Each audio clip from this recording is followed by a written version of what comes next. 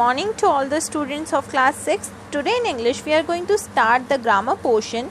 Okay, so I am going to teach you lesson number 1. The name of the lesson is the noun case. Okay, it is given on page number 3 in your grammar book. Okay, so here we will start. Case indicates how a noun is used in a relationship to the other words in a sentence. Case हमें क्या बताता है कि जो noun दे रखी है हमें, ठीक है, वो किसी दूसरे वर्ड से रिलेशन क्या रखती है किसी सेंटेंस में. Okay, there are 4 cases of noun in English grammar. English grammar में 4 केसेस होते हैं नाउन के. Nominative case, objective case, the vocative case and the possessive case. Okay, these 4 are the cases of noun in English grammar. So here we will start. The first one is nominative case. Okay, when a noun is used as the subject of a verb.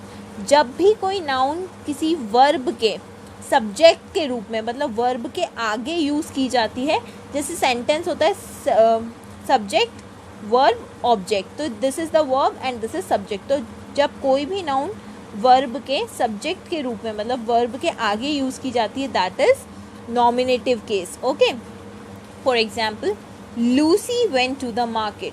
Lucy is the name of a person.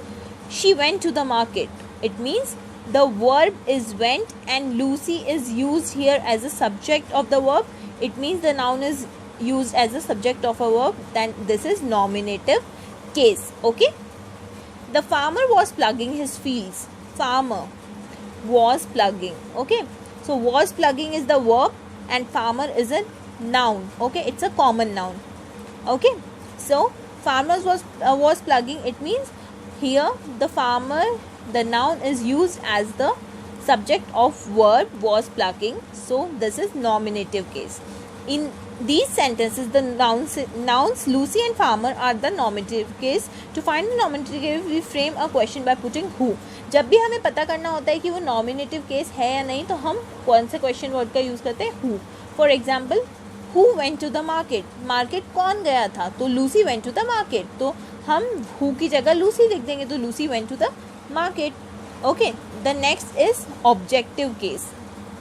Now what is objective case? When a noun is used as the object of a verb. Subject, verb, object. It means this is the verb. Okay, so जब noun object के रूप में, मतलब verb के बाद में use की जाती है.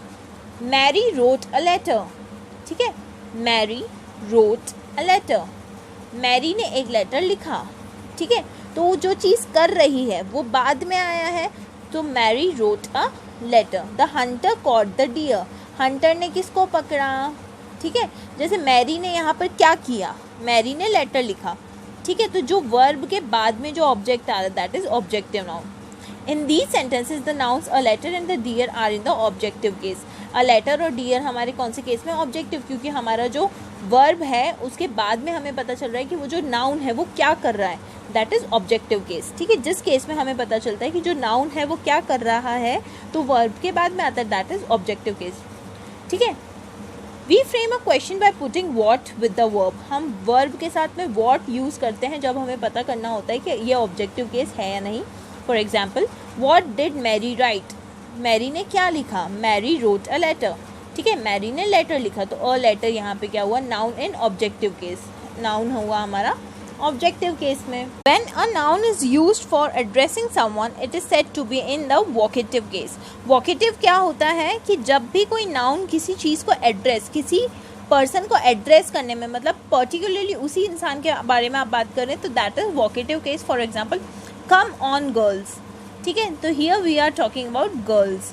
ठीक है, वोकेटिव केस में जो भी आप नाउन यूज़ करोगे या फिर आप जिनके भी बारे में बात करोगे, वो या तो कॉमा के आगे आएंगे या फिर कॉमा के पीछे. जैसे फिनिश योर मिल्क, अपना दूध ख़त्म करो, लेकिन आपको नहीं पता है किसको बोल रहे हैं. ठीक है, तो आप कोई भी, आपको नहीं पता है. ठीक है, अगर आपको पता है कि dear Romi, finish your milk dear Romi, तो आपको पता है कि यहाँ पे डियर रोमी का यूज़ किया गया है, पर्टिकुलरली किसी व्यक्ति को बोला गया है, तो दैट इज़ वोकेटिव केस.